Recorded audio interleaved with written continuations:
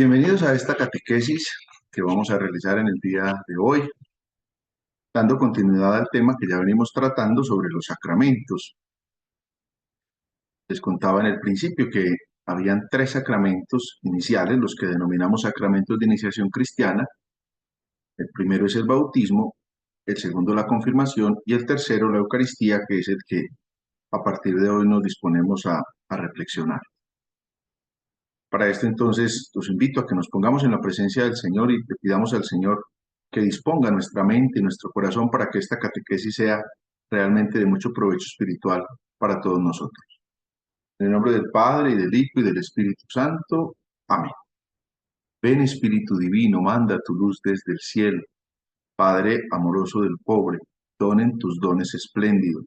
Luz que penetras las almas, fuente del mayor consuelo. Ven, dulce huésped del alma, descanso de nuestro esfuerzo. Tregua en el duro trabajo, brisa en las horas de fuego. Gozo que enjuga las lágrimas y reconforta en los duelos. Entra hasta el fondo del alma, divina luz, y enriquécenos. Mira el vacío del hombre si tú le faltas por dentro. Mira el poder del pecado cuando no envías tu aliento. Riega la tierra en sequía, sana el corazón enfermo. Lava las manchas, infunde calor de vida en el hielo. Toma el espíritu indómito, guía al que tuerce el sendero. Reparte tus 7 dones según la fe de tus siervos. Por tu bondad y tu gracia, dale al esfuerzo su mérito. Salva al que busca salvarse y danos tu gozo eterno. Amén. Vamos a comenzar entonces este ciclo de catequesis sobre el sacramento de la Eucaristía. Y vamos a usar el mismo esquema que ya hemos usado en el sacramento del bautismo y en el sacramento de la confirmación. Comenzando por este primer tema del día de hoy, que sería la Eucaristía, signos y efectos. Luego, si Dios lo permite, tendremos otra sobre el ministro de la Eucaristía y luego tendremos otra propiamente sobre el rito de la Eucaristía, explicado en algunos de sus pasos. Comencemos entonces por la Eucaristía, comenzando por los signos que la Eucaristía tiene. Tenemos que darnos cuenta que este es un sacramento que tiene muchos nombres, como lo pueden ver ahí en este elenco de nombres que les he puesto aquí en la diapositiva. Lo primero es que cada uno de estos nombres va a evocar algunos de los aspectos relevantes de este sacramento. Comenzamos por el primero, que es el nombre más conocido, que es Eucaristía, que vendría siendo en griego Eucharistein, que significa acción de gracias, que va a recordar las bendiciones judías que proclamaban sobre todo durante la comida las obras de Dios, la creación, la redención, la santificación. La Eucaristía es ante todo acción de gracias. En segundo lugar, aparece el nombre de banquete del Señor. Así lo vamos a encontrar nosotros en el capítulo 11 de la primera carta de San Pablo a los Corintios, porque se trata de la cena que el Señor celebró con sus apóstoles la víspera de la Pasión, que anticipa el banquete de bodas del Cordero que vamos a encontrar nosotros en el libro del Apocalipsis en el capítulo 19. Es un banquete donde Cristo mismo es el banquete. Luego viene el nombre de fracción del pan, porque este rito, que era propio del banquete judío, fue utilizado por Jesús cuando él bendecía y distribuía el pan. En este gesto, los discípulos reconocen a Jesús después de la resurrección. Recordarán ustedes, por ejemplo, en Lucas, en el capítulo 24, cuando Jesús encuentra a los discípulos que van camino de Maús, es el famoso episodio de la calzada de Maús, en la cual ellos no logran conocer a Jesús, pero van hablando con él e incluso le reclaman: eres tú el único israelita que no ha sabido lo que sucedió allá en Jerusalén. Y Jesús aprovecha esa ocasión para hablar desde las Escrituras lo que significa su tarea en el mundo. Luego está cayendo la tarde, él hace ademán de seguir, ellos lo invitan a quedarse con ellos y él celebra otra vez la Eucaristía y dice el texto: y lo reconocieron en la fracción del pan. Es natural encontrar en los textos de la antigüedad que los cristianos se saludaban diciendo cómo en la fracción del pan se tenían presentes los unos a los otros. En latín se dice fractio panis, es el signo de el pan que se parte y se reparte. Quiere significar que todos comen de este único pan, porque todos entran en comunión con Cristo y forman un solo cuerpo en Cristo.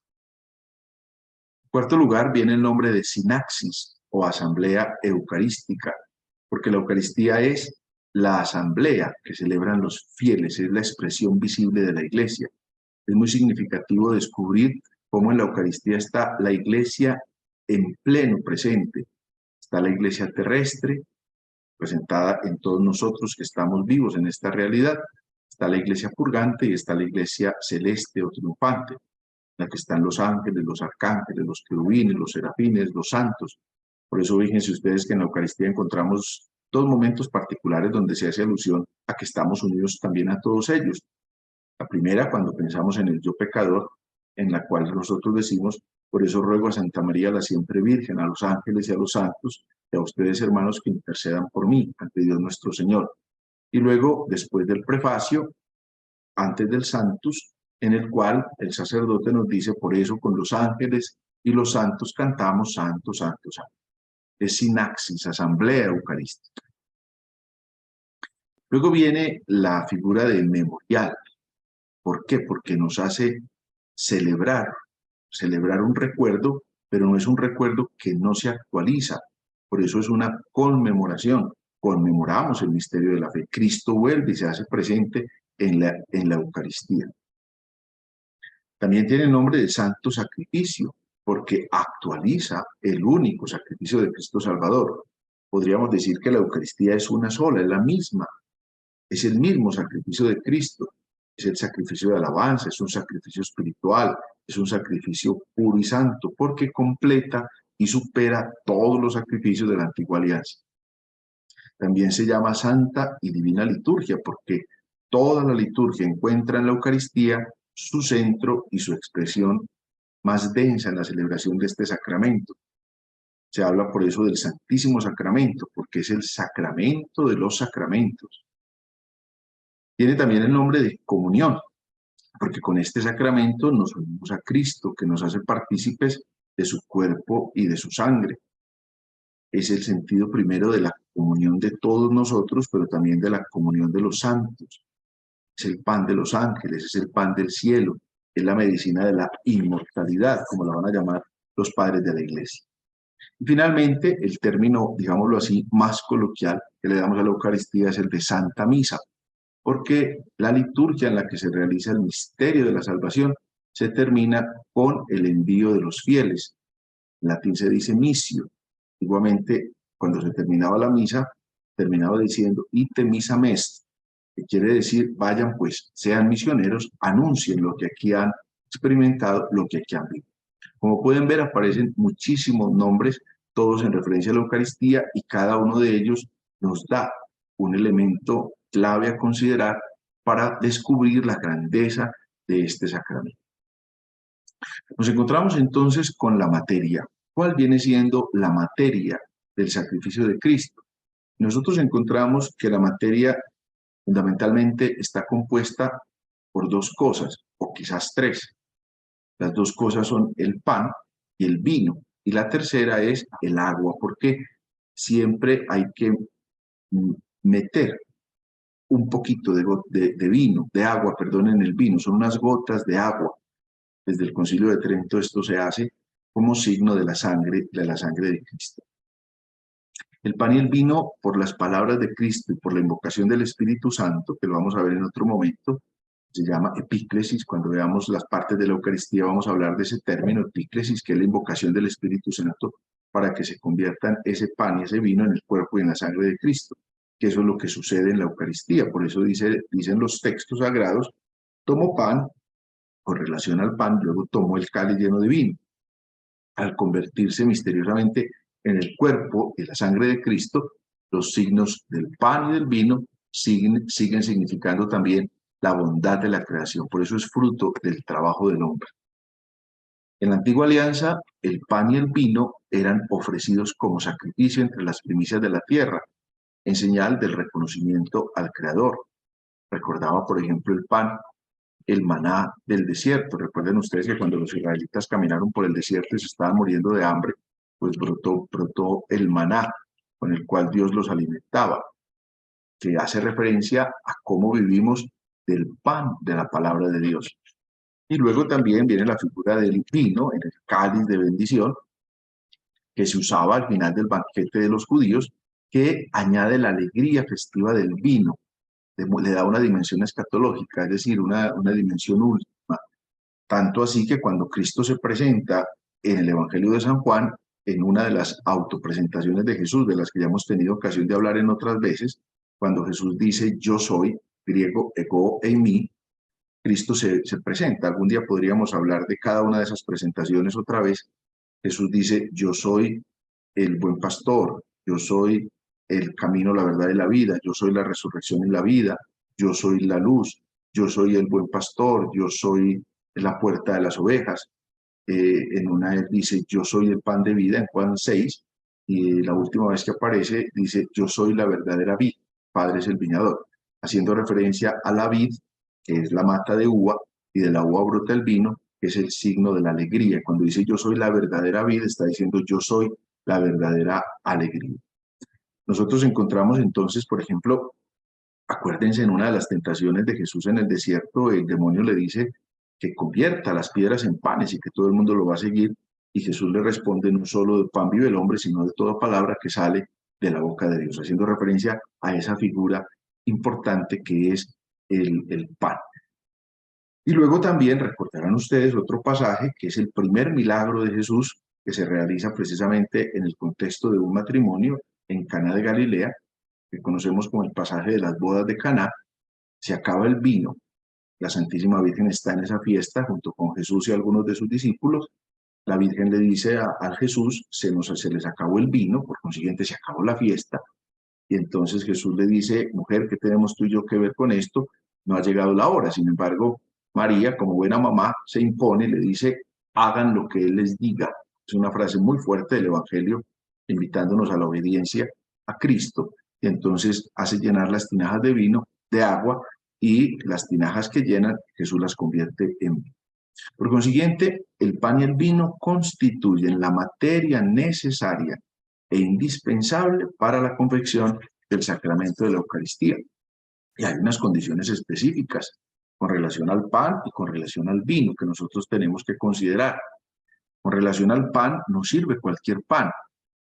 Ha de ser exclusivamente de trigo y ha de conservar intactas todas las propiedades naturales. Por consiguiente, si el pan no es de trigo o si el pan está corrompido, va a dejar de ser materia válida para celebrar la Eucaristía. Por eso cuando se pierden las condiciones necesarias, por ejemplo el pan se puede dañar o se puede corromper, se pierde también la presencia. Que puede pasar, por ejemplo, en un sagrario, cuando se tiene consagrado el pan eucarístico. Si ese pan se desvirtúa, si ese pan se daña, si ese pan se desgenera, se pierden las propiedades propiamente de la consistencia del pan y por consiguiente se pierde la presencia. Por eso seguramente ustedes han podido ver cuando de pronto las especies eucarísticas se caen por tierra, pues el sacerdote o el ministro las puede tomar y las disuelve en agua. Como se acaba la materia, se pierde la presencia. Pasa muchas veces, por ejemplo, hay situaciones que se salen de las manos cuando uno va a llevar a la comunión a un enfermo y después de que el enfermo comulga, devuelve el Santísimo Sacramento. Entonces hay una pregunta que muchas veces hacen los ministros, bueno, ¿y qué podemos hacer? ¿No? Disuelve esa hostia en agua, por consiguiente, al perderse la materia, se pierde la presencia. Y lo mismo puede pasar con relación al vino. El vino debe ser natural y debe ser fruto de la vid, es decir, fruto de la uva, y no puede estar corrompido, porque ustedes saben que el vino también se daña. Si el vino se dañara, también se pierde la materia, y al perderse la materia se pierde la presencia, si es que ya está consagrado. Por eso el vino no se guarda en el sagrario, porque ustedes saben que el vino es mucho más fácil de corromperse que el pan, y por consiguiente, si el vino se daña, se vuelve vinagre, por consiguiente ya no puede ser materia válida. Nosotros nos encontramos de pronto con dos realidades o dos enfermedades que pueden padecer los cristianos, en las cuales entonces decimos, ¿y qué podemos hacer con estas dos realidades? La primera puede ser con relación al pan y es la enfermedad que se llama celíaca, que son aquellas personas que no tienen forma de poder recibir el gluten, porque el gluten les hace daño. Solo en ese caso la persona puede comulgar solamente con la especie del vino, porque tengamos en cuenta, uno, al recibir una de las dos especies, está comulgando el Cristo total. Además, el vino por razones prácticas no se reparte a todo el mundo. Hay algunas parroquias del mundo, o cuando se está en pequeñas asambleas, donde se puede dar la comunión bajo las dos especies, es decir, bajo la especie del pan y del vino. De hecho, la norma dice, administrese la Sagrada Comunión bajo la sola especie del pan, porque es más práctico repartir el pan que el vino. De todas maneras, si usted está en una gran asamblea y va a tomar el vino, pues todo el mundo tendría que poner la boca con el cáliz, y sabemos que esto puede ser transmisor de enfermedades y demás. Así sea la sangre de Cristo, pues no se pierden las propiedades de la materia y tampoco de las posibles bacterias que cada uno pueda poner al poner la boca en el cáliz. Eso se usa sobre todo cuando hay pequeñas asambleas, grupos de amigos, una pequeña comunidad, entonces se da bajo las dos figuras. Por eso también hay casos en los que se puede dar la comunión bajo las dos especies. Nosotros lo encontramos, por ejemplo, en el caso del matrimonio, la pareja que está celebrando el matrimonio, el sacerdote puede darle la comunión bajo las dos especies. Aunque la norma también dice, y también en caso de necesidad, la persona puede comulgar solo bajo la especie del vino. Es el caso de aquella persona que está enferma de celíaca y que por consiguiente pues, no puede comulgar con el pan porque tiene gluten. O la segunda enfermedad, y esta se relaciona al vino, que es la enfermedad del alcoholismo. Entonces sabemos que se consagra verdaderamente vino. Sin embargo, la norma permite que en vez de vino se consagre mosto. ¿Y que viene siendo el mosto? El mosto viene siendo el zumo de uva fresco y conservado, que se conserva de modo refrigerado para suspender la fermentación. Ustedes saben que cuando se fermenta el jugo de uva es cuando se produce propiamente se alcoholiza, digámoslo así, el vino. En este caso, por ejemplo, entonces, pues la persona está invitada solamente a comulgar bajo las especies del pan, y en el caso de un sacerdote que supiera de esto, pues le está permitido, pero necesita el debido permiso para que pueda consagrar el mosto. Pero eso es un caso excepcional. Y en el caso de que sea un laico el que pida el uso del mosto, esta licencia solo la puede dar la Santa Sede. Tenemos que tener en cuenta aquí, en relación a las especies del pan y del vino, que hay una prohibición explícita de consagrar una materia sin la otra. Ambas materias tienen que ser consagradas.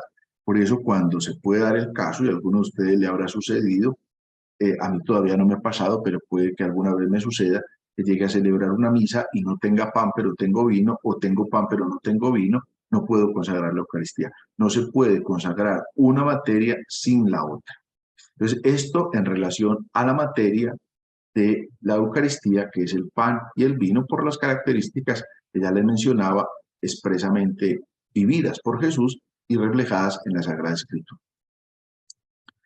¿Cuál es el tiempo para celebrar la Eucaristía? Hay una norma general.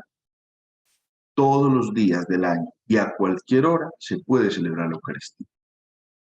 Solo que la norma tiene 3 excepciones. Es decir, hay unos días que la norma nos pone frente a la celebración de la Eucaristía. Y está marcada dentro del Triduo Sacro, que ya prontamente vamos a celebrar. Es decir, el Jueves Santo, el Viernes Santo y el Sábado Santo.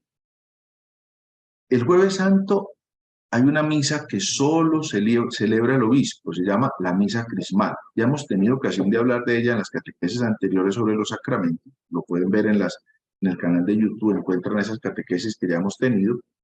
Y la misa crismal es la misa en la cual el obispo, junto con todos los sacerdotes de su diócesis, celebra la misa, y en ella el obispo bendice los óleos que se van a usar en los sacramentos. Recuerden que los óleos son 3. Primero, el óleo de los catecúmenos. Es el óleo que, ya dijimos, se le unta al niño en el pecho antes de recibir el agua del bautismo. Segundo, el óleo de los enfermos. Es el óleo que se unta en la unción de los enfermos, sacramento del que todavía no hemos hablado y con la ayuda de Dios hablaremos más adelante. Y en tercer lugar, el santo crisma, que es aquel óleo al que se le unta, al que se le adhiere además un perfume. Y es el que se utiliza Primero, en el bautismo, después de que el niño recibió el agua del bautismo. Segundo, en el sacramento de la confirmación, cuando el obispo hace ese sacramento. Y tercero, en el sacramento del orden, pero solo en la ordenación de presbíteros, que se ungen las manos de los presbíteros con el santo crisma, y en la ordenación de los obispos, cuando se unge la cabeza del obispo con el santo crisma. Entonces, el Jueves Santo está esa misa crismal que solo celebra el obispo y la celebra en función de la bendición de esos óleos, que como ya dijimos, vienen generalmente de aceite vegetal y generalmente del aceite de oliva.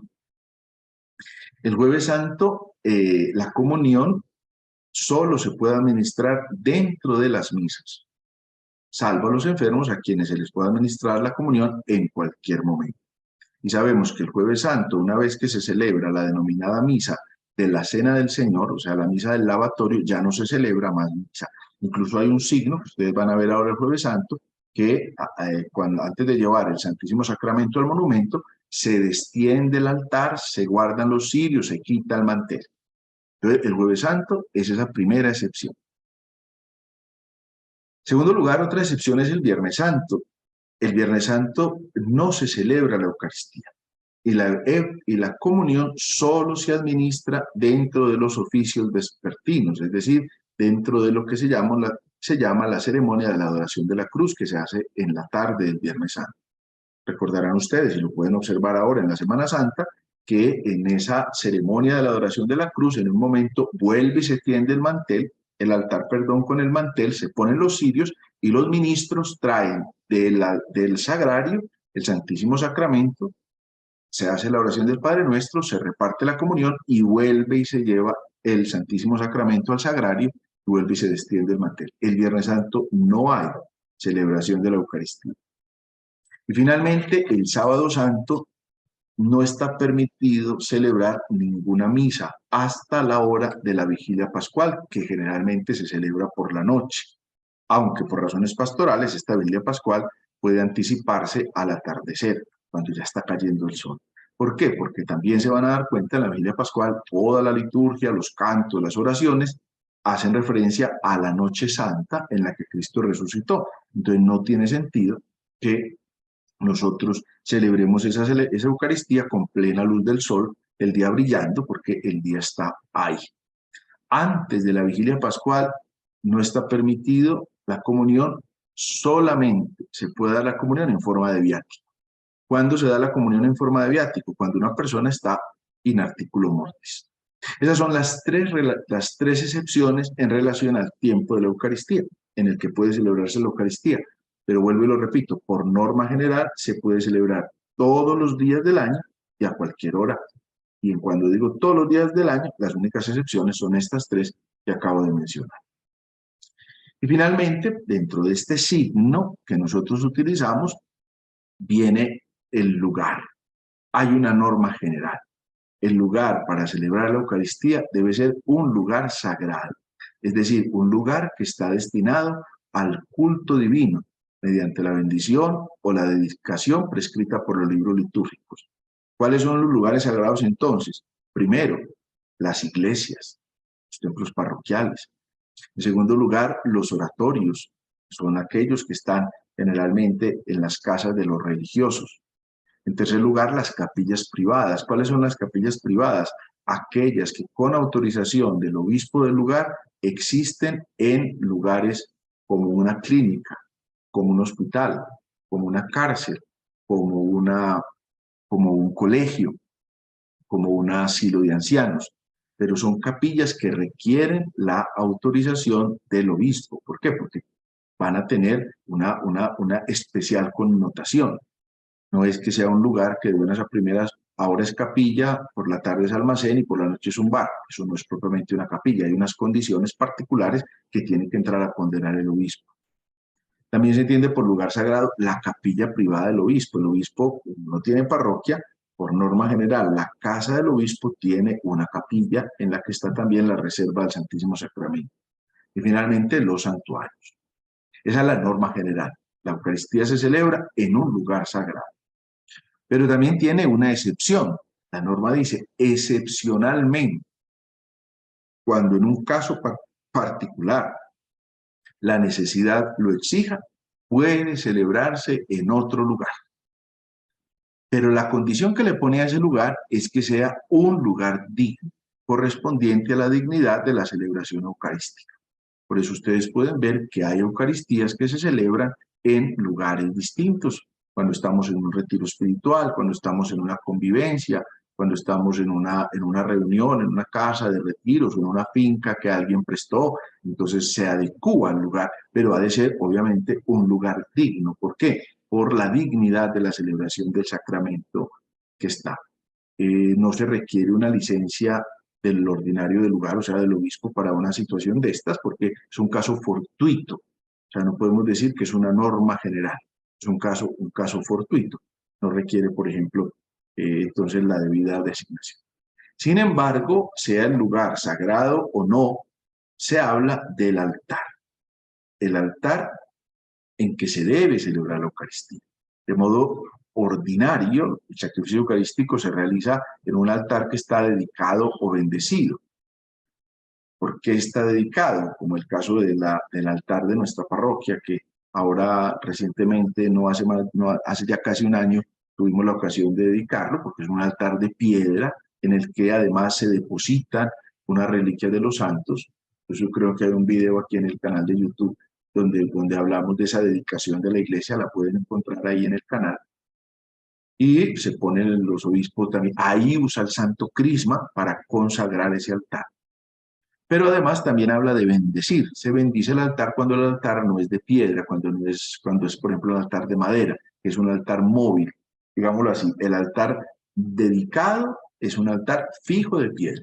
El altar bendecido es un altar noble, porque la madera es un elemento noble, pero que también es móvil. Muy bien.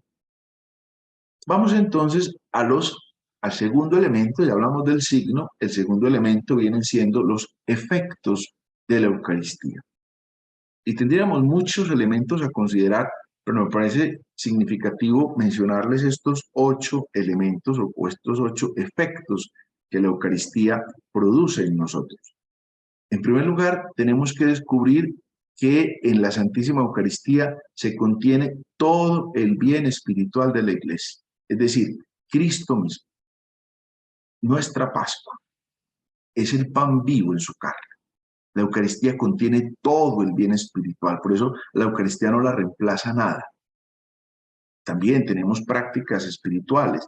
Cuando alguien me dice, padre, yo no fui a misa, pero yo recé el rosario, eso es lo mismo. No, eso no es lo mismo. El rosario es un acto de piedad. El rosario es un momento muy especial de oración en el que con María nos acercamos a Cristo, pero no podemos decir que va a valer lo mismo el rosario que la Eucaristía. Y tampoco cualquier otro gesto que haga, es que yo hice un vía crucis, o es que yo hice un ayuno, es que yo hice una penitencia, no, es que la Eucaristía contiene a Cristo mismo, por eso contiene todo el bien espiritual de la iglesia. Ese es el primer efecto que nosotros tenemos que considerar en esta noche. En segundo lugar, la Eucaristía edifica la comunidad cristiana. Es decir, la Eucaristía hace la iglesia y la iglesia hace la Eucaristía. La Eucaristía es la que edifica todo el edificio. Por eso es en torno a la Eucaristía que se reúne la comunidad cristiana. Sin duda una comunidad cristiana puede tener una reunión en torno a la palabra de Dios, una lección divina como la que hacemos. La Eucaristía puede tener momentos significativos de oración, como cuando hacemos una oración ante el Santísimo Sacramento en la iglesia o en un oratorio, o puede tener momentos de peregrinación, como cuando hacemos una procesión por las calles o vamos a un lugar sagrado. Pero lo que edifica a la comunidad cristiana es la Eucaristía. Cristo construye la iglesia en torno a la Eucaristía. Eso es lo que solidifica la comunidad cristiana. En tercer lugar, en la Eucaristía se significa y se realiza la plenitud de la comunión eclesial. Esa palabra comunión es muy importante y vamos a poder hablar de ella otra vez, porque la comunión es la común unión, es lo que nos hace uno. Acuérdese usted que por la gracia del bautismo nosotros nos hacemos hijos de Dios y nosotros nos hacemos hermanos. La manera de mantener esa comunión a ejemplo de la comunión en las tres divinas personas, es decir, en la Santísima Trinidad, Padre, Hijo y Espíritu Santo, que es una comunión de amor, es la comunión que los cristianos estamos llamados a realizar en torno a la Eucaristía. En la Eucaristía se da la plenitud de esa comunión, que tiene su máxima expresión en la comunión sacramental. Pero cuando yo hablo de comunión, no hablo solamente del acto de recibir el Santísimo Sacramento, comulgar. Cuando hablo de comunión, hablo de todo lo que tenemos en común. Por eso se puede ir a la Eucaristía, aunque por una u otra razón yo en esa Eucaristía no pueda comulgar. Si me encuentro en pecado grave, no puedo comulgar, es evidente. Pero puedo participar de la comunión con la Iglesia, sí. Y ese centro de la comunión está, como lo vamos a ver más adelante, en la liturgia misma de la Eucaristía, está en lo que se llama la profesión de fe, es decir, en lo que llamamos el credo. Es donde manifestamos en qué creemos. Usted y yo estamos en comunión porque creo en Dios Padre Todopoderoso, Creador del cielo y de la tierra, creo en Jesucristo, su único Hijo, etcétera, creo en el Espíritu Santo, etcétera, creo en la Iglesia, que es una santa, en fin, eso es lo que nos une. Somos todos distintos, de familias distintas, de formación académica y cultural distintas, de temperamentos distintos, pero todos unidos en un solo Señor, en una sola fe, en un solo bautismo. Entonces, la Eucaristía significa y realiza la plenitud de esa comunión eclesial. Tan así, como lo decía ahorita al inicio de esta catequesis, estamos unidos incluso a la Iglesia del Cielo, unidos a los ángeles, a los santos, a la Santísima Virgen. En cuarto lugar, con la Eucaristía se culmina la iniciación cristiana. Ahora empezaba diciendo que este es el tercer sacramento de la iniciación cristiana. En la primera catequesis, recuerdo que les mencionaba una clasificación de los sacramentos. Los sacramentos son 7, pero tenemos 3 de ellos que forman la iniciación cristiana: bautismo, confirmación y Eucaristía. Otros 2 que van a ser los sacramentos de sanación, penitencia y unción de los enfermos. Y otros 2 que son los sacramentos del compromiso social, matrimonio y orden sagrado. Entonces, con la Eucaristía se culmina la iniciación cristiana. Recuerdo que la semana pasada, hablándoles del sacramento de la confirmación, les decía cómo en la Iglesia de Oriente, la confirmación, que ellos llaman crismación, se recibe, junto con la Eucaristía también, con el sacramento del bautismo, es decir, la reciben los bebés. En el rito nuestro, nosotros aquí todos somos de rito latino, estos 3 sacramentos están repartidos en el tiempo. Incluso en Occidente, nosotros celebramos primero la Eucaristía que la confirmación. ¿Por qué? Por la tradición cultural. No sé en qué momento hicieron esa distinción, pero en la iglesia primitiva primero se confirmaban en la fe y luego recibían la Eucaristía. Claro, la confirmación en la fe significa la adultez en la vida de fe.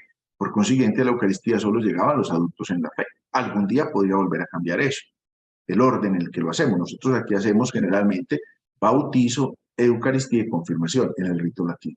Y generalmente la Eucaristía la hacen los niños cuando van entre tercero y cuarto de primaria, cuando tienen alrededor de 8, 9, 10 años. Y luego la confirmación, las que son mayores de 13 años.